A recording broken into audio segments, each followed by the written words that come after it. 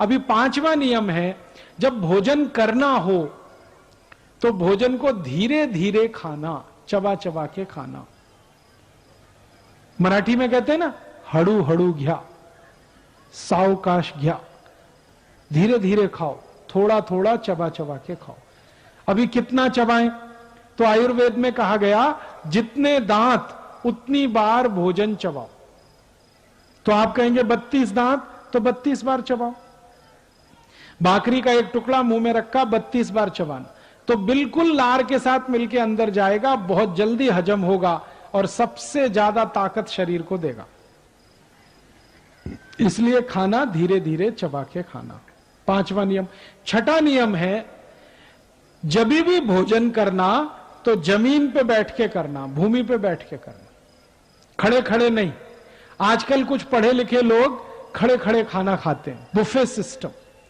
ये buffet system नहीं, buffalo system है। मछली खाती है खड़े खड़े, आदमी के लिए नहीं है ये। लेकिन ये पढ़े लिखे लोग हैं ही इडियट, करें क्या उसका। अमेरिका यूरोप की नकल करके खड़े खड़े खाना खाते हैं। खड़े खड़े खाना खाने में तकलीफ क्या है और जमीन पे बैठ के खाने में क्या फायदा है, वो जानिए। जब हम भूमि पे बैठे हैं ना, ऐसे करके सुखासन में आलती पालती मार के ऐसे बैठ गए, तो हमारा जो नाभि है ना, वो गुरुत्वाकर्षण बल के सीधे संपर्क में है।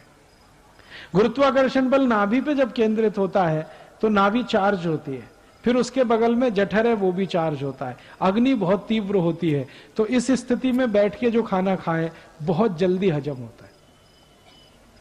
इसलिए जमीन पे बैठ के खाना खाना। फिर आप बोलेंगे डाइनिंग टेबल, डाइनिंग टेबल अच्छा नहीं है, कुर्सी पे बैठ के खाना कभी नहीं खाना।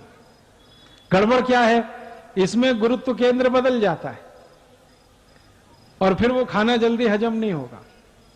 तो आप बोलेंगे डाइनिंग टेबल लाया तो अब क्या करना? डाइनिंग टेबल लाया है तो बेच दो, बेकार है वो, कुछ काम का नहीं है। अब बहुत लोग कहते हैं बेचने का दिल नहीं करता, तो मेरा एक सुझाव है, उसका पांव काट दो, एकदम नीचे आ जाएगा। तो जैसे पाटा होता है ना, लकड़ी का पाटा, वैसे डाइनिंग टेबल पे थाली रख के आप जमीन पे बैठ के खाना, उसका ये उपयोग